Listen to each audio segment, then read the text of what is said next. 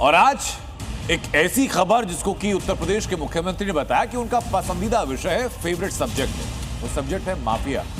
लखनऊ में 120 एकड़ जमीन से लैंड माफिया का कब्जा हटाने का किस्सा सुनाते हुए सीएम योगी ने खुद बताया माफिया उनका प्रिय विषय है। आखिर योगी के इस बयान के मायने क्या है, कैसे योगी के फेवरेट सब्जेक्ट यानी माफिया पर उनकी मजबूत पकड़ है, इस स्पेशल रिपोर्ट में आपको दिखाता हूं।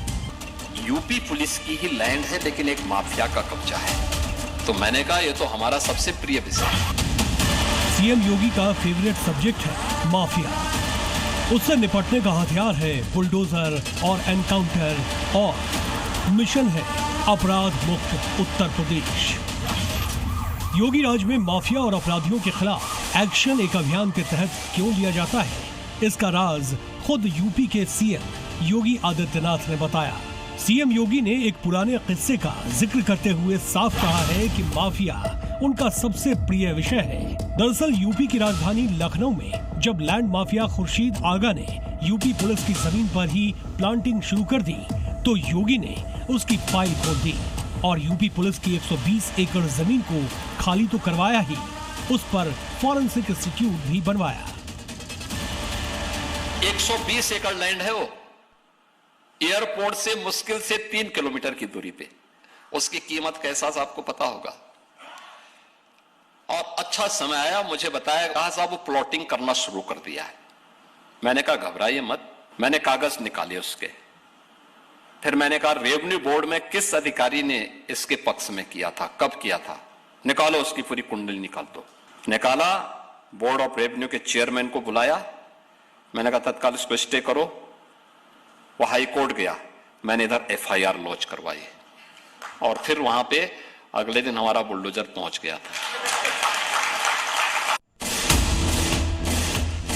दरअसल योगी का मिशन है ना तो उत्तर प्रदेश में माफिया होगा और ना उसकी माफियागिरी चलेगी।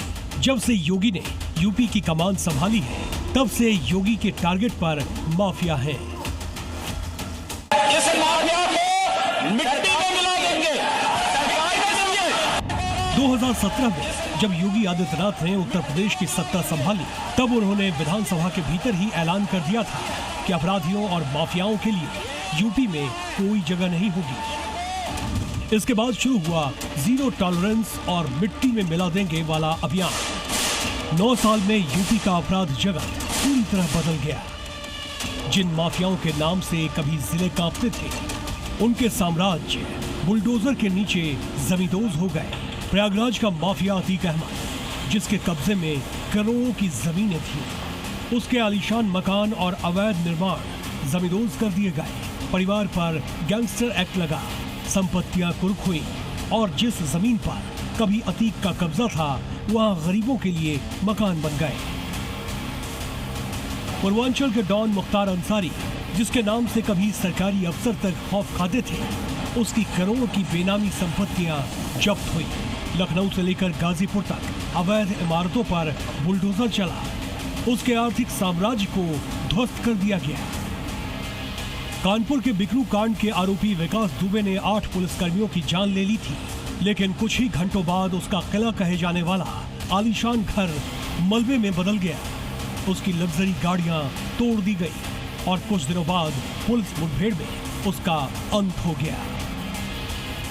पश्चिमी उत्तर प्रदेश के गैंगस्टर जीवा, अनिल दुजाना, सुंदर भाटी, खान मुबारक, विजय मिश्रा और कई अन्य बाहुबलियों की अवैध संपत्तियां कुर्क हुई, करोड़ों की जमीनें जब्त हुई और उनके गिरोहों पर शिकंजा कसता गया।